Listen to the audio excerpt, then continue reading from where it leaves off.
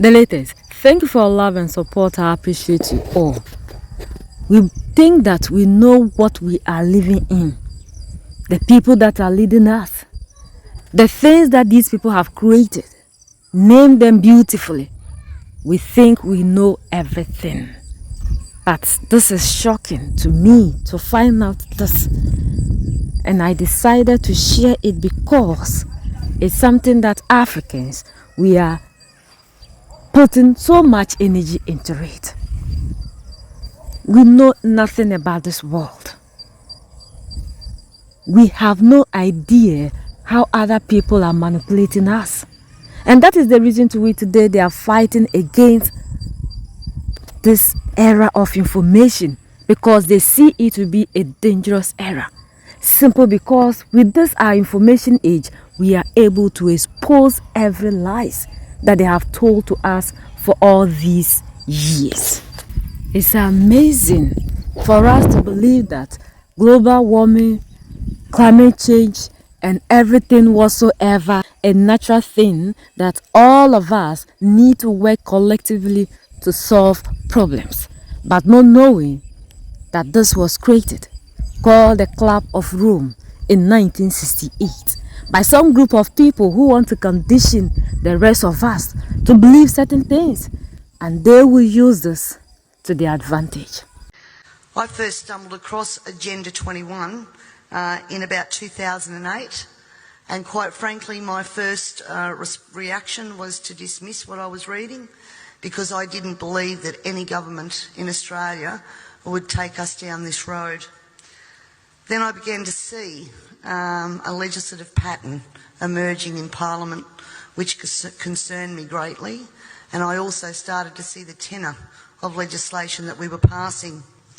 I did air those concerns in Parliament and it was dismissed and ignored. The words Agenda 21, ladies and gentlemen, were never meant to be spoken. And if they were, then of course it would be dismissed as a conspiracy theory. Because if people knew Agenda 21 and what it stood for, there's plenty of information out there where they could actually learn what the end game was, and governments didn't want that to be known. My dad always said to me that people only lie for two reasons. One reason is because you're ashamed of what you're doing, and the second reason is that you don't want people to be warned just before you screw them. And I honestly believe that these secrets have been, thank you, that these secrets have been kept for both of those reasons. Ladies and gentlemen, the origins of the environmental movement as we see it began back in 1968 when the Club of Rome was formed. The Club of Rome has been described as a crisis think tank which specialises in crisis creation. The main purpose of this think tank was to formulate a crisis that would unite the world and condition us to the idea of global solutions to local problems.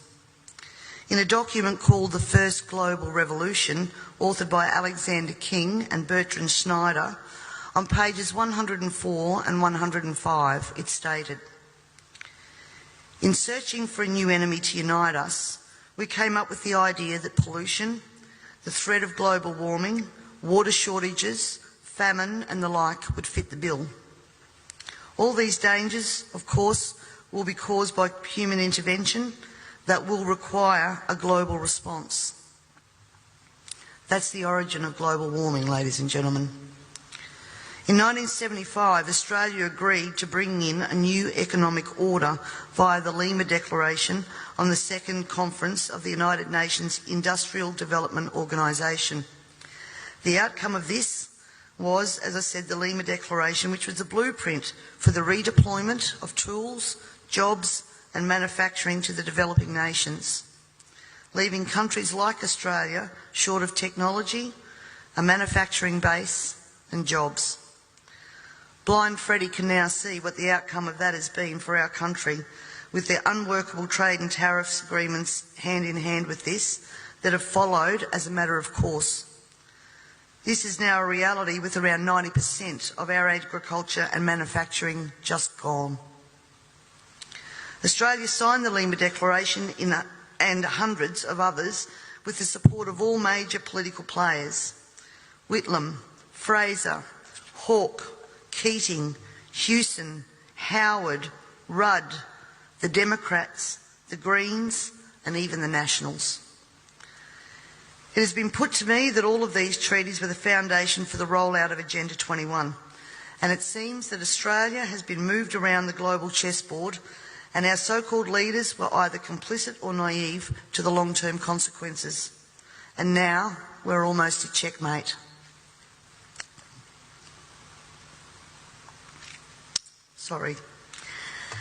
In 1992, former President of the United States, George Bush Sr. said, "Effective execution of Agenda 21 will require a profound reorientation of human society, unlike anything the world has ever experienced. A major shift in the priorities of both governments and individuals, and an unprecedented redeployment of human and financial resources. This shift will demand that a concern for the environmental consequences of every human action will be integrated into individual and collective decision-making at every level." Cutting through the code, I want everyone to consider what the words "profound reorientation of all human society" and "unprecedented redeployment of human and financial resources" actually means. For everyone here tonight not familiar with Agenda 21, I would suggest that this is the beginning of your learning curve, not the end. In 1992, Maurice Strong, Secretary-General of the UN Earth Summit and member of the Club of Rome, said, "It is clear that current lifestyles and consumption patterns of the affluent middle class, involving high meat intake, consumption of large amounts of frozen and convenience foods, use of fossil fuels, ownership of motor vehicles, small electrical appliances, home and workplace air conditioning, and suburban housing are not sustainable." Put those statements together with the previous one, and it must become clear that Agenda 21 is about controlling every aspect of our lives: how we eat, what we eat, how much we eat, how we move around, food production, the amount of food, and where we even live. Dixie Ray, former Washington State Governor and Assistant Secretary for Oceans and International Environmental and Scientific Affairs, stated, "Agenda 21 seeks to establish a mechanism for transferring the wealth from citizens to the third world. Fear of environmental crisis would be used to create a world government and UN central direction." From a report in the 1976 UN's Habitat 1 conference, "Land cannot be treated as an ordinary asset, controlled by individuals and subject to the pressures and inefficiencies of the market. Private land ownership is also a principal instrument of accumulation and concentration of wealth, therefore contributes to social injustice." In other words, ladies and gentlemen, if you work hard and you exercise good financial management and invest in property, you are contributing to social injustice. In a report from the President's Council on Sustainable Development, we need a new collaborative decision process that leads to better decisions, more rapid change, and more sensible use of human, natural and financial resources in achieving our goals. And at the same time, Harvey Reuven, Vice Chair of the Wildlands Project, says individual rights will have to take a back seat to the collective. J. Gary Lawrence, Advisor to President Clinton's Council on Sustainable Development, participating in a UN advocated planning process would very likely bring out many of the conspiracy fixated groups and individuals in our society, and here we are. This segment of our society, who fear one world government and UN invasion, through which our individual freedoms will be stripped away, would actively work to defeat any elected official who joined the conspiracy by undertaking Agenda 21. So we will call our process something else. We will call it comprehensive planning or growth management, or smart growth. We ended up with sustainable development. The redeployment of human and financial resources has now become visible to us all via the cut to services and programs to assist the sick, the young, the elderly, and of course the creation of another level of poverty now identified by the term the working poor. I was speaking to a person last week and he said to me, if Hitler was still around, he'd be sitting back thinking, I didn't need bullets for a global takeover. And he'd be right. We see daily cash grabbing via new taxes called levies, supposedly because we are cash strapped in this state, and at the same time see big project spending that does not fit with the message that we are in financial crisis. But we the people have to tighten our belt, while the government seems absolutely unaware and unconcerned of the amount of debt that it is accumulating. This in turn means that taxes, levies, fines and other penalties increase, as well as the cost of living rising exponentially, and the ordinary citizen's ability to exist well is compromised with almost every law that we pass. We're constantly paying for so-called services that we don't receive. This is wealth redistribution at the grassroots level, redeployment of financial resources, ensuring only hardship for the citizens who just really want to get on with their lives. The Parliament has also ventured into the rights of people to own and retain their property and manage it without government interference. In particular, the laws around, as Peter said, water allocation, natural resource management, the Native Vegetation Act, Development and Planning Act, which are all equally toxic to our food producers as they are to our long-term security, we city dwellers. Everyone needs to remember we all pay a natural resource management levy on our tax rates. So this is not just going to affect the food producers. The intrusions into our property that Peter was talking about that land producers are going through will roll out into the suburbs and into the city because they have the authority to do that.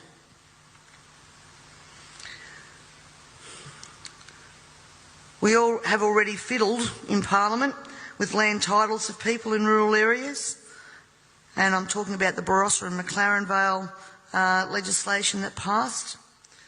And the buzzwords used to justify that was heritage status.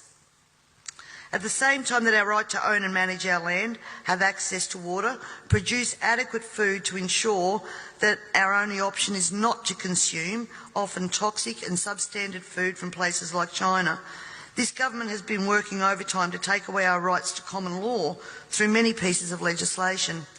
Common law is what guarantees us an ability to correct injustices. This coming year, I promise you, you will also hear debate over a number of pieces of legislation that will further erode our common law rights. And you have to get behind me on this, ladies and gentlemen, to stop this from going through. As Agenda 21 became more and more apparent to me, I began using the line in Parliament, the government was now declaring war on its own citizens. And that goes back as far as 2008. This, of course, led me to being labelled a conspiracy theorist. But here we are now, openly talking about Agenda 21 and the ramifications we will see in a short period of time if this is not stopped in its tracks. Let me just say that I often hear we cannot stop what is happening. Two-party preferred system, vote Labor, vote Liberal, what does it matter? And in fact, that's probably true for the House of Assembly, because that's where government's formed. But ladies and gentlemen, here in South Australia we have the Legislative Council, the House of Review. And my friends, that is where the true power does lie. And the last thing that governments want you to understand is that no matter who is in power, the Legislative Council is there for checks and balances. It's so unbelievable, the world that we are living in and how other people are trying to keep us down. But the most painful aspect is the more we try to educate ourselves as blacks, we still find people who come out and say the opposite, even when they have the evidence. Because these same people will come out to tell the world that this is misinformation, we are misleading ourselves. And what they say is the final truth. For all these years we have been living in a life full of lies. And this is the time for us to wake up. This is the information era. We do not have an excuse to continue to be living in the dark for other people to control us. Like we are seeing them using religion as a tool, education as a tool. But no matter what you say, you find the black person rising to tell you how education has helped the black person. But this kind of education has always indoctrinated the African. And one thing that I'll urge us is to always channel the energy into finding things that will set us free, emancipate us mentally. Because when you don't know who you are, you can never fight for your freedom. Look at the amount of money we are wasting every blessed year on climate change, on whatever, just simply because other people created it to their advantage. The world bought into it without us knowing the main reason to which this thing came about. We need to wake up. We need to rise. We need to liberate ourselves. This is the time that we can use our energy to liberate ourselves. Enough of all these lies we have lived in. I am shocked the world we are living in and how we think that everything in the open is what it is, not knowing we are living in total darkness, thinking we are living in the light, because they have people who feed us with whatever that you want when you go to do a background check, and the books that will actually give us the truth are all hidden away from us. So we need to dig deeper to set ourselves free, because in this life there is none that can give us the freedom we are looking for. So that's the latest around the world and in Australia.